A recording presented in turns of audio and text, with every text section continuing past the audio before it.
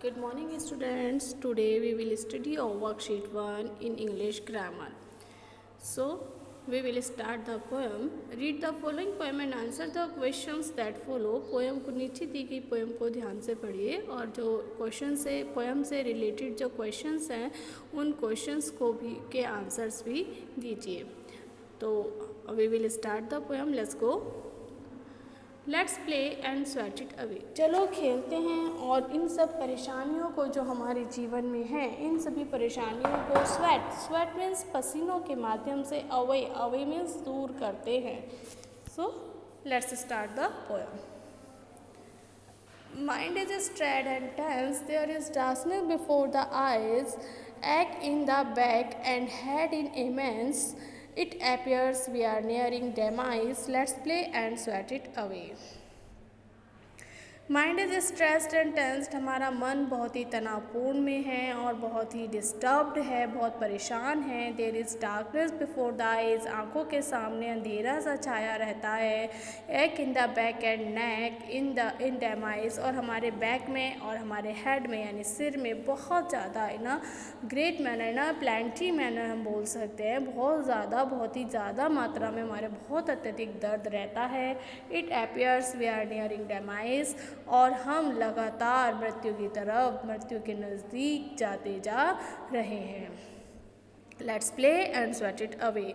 चलिए खेलते हैं और इन सब परेशानियों को दूर भगाते हैं. Bird size, pens prize and assignment. पक्षियों के बुक्स साइज यहाँ पर बुक्स है. बुक्स साइज यानी किताबों के आकार, पेन्स प्राइस यानी पेन की कीमतें एंड असाइनमेंट्स. और जो असाइनमेंट्स हैं हमारे उन सभी असाइनमेंट्स को bye my teacher gives me जो मेरे टीचर्स के द्वारा मुझे दिए जाते हैं. लेस उनमें बहुत कम जानकारी होती है. एंड आस्क फॉर मोर और हमसे पूछा बहुत कुछ जाता है. Even the online courses give me much engagement. यहाँ तक कि जो ऑनलाइन कोर्सेज हैं उनमें हमें बहुत ज़्यादा मुझे व्यस्त रखा जाता है.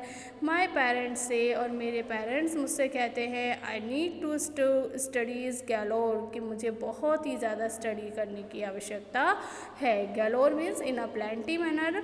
Let's play and sweat it away. चलो खेलते हैं और इन सब परेशानियों को दूर करते हैं. Birds in the sky on the trees give me messages make me understand.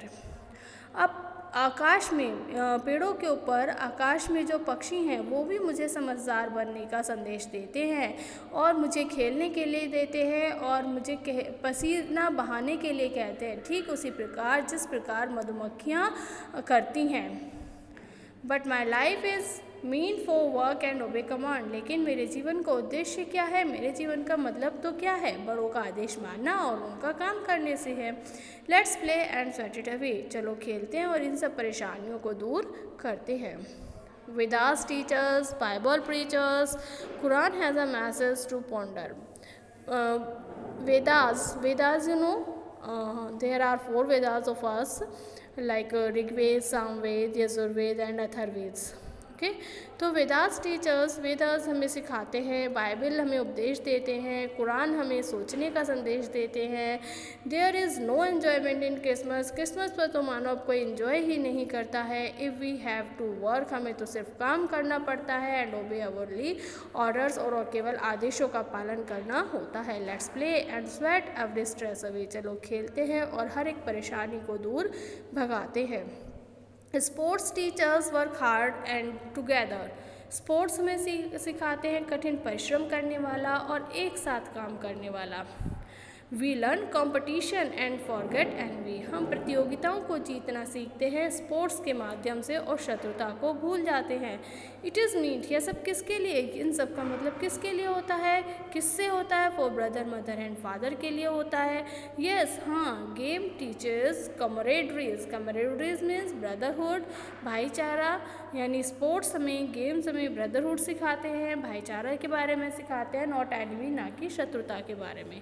Let's play and sweat every away. चलो खेलते हैं और हर एक परेशानी को अपनी ज़िंदगी से हर एक बुराई को अपने जीवन से दूर भगा देते हैं.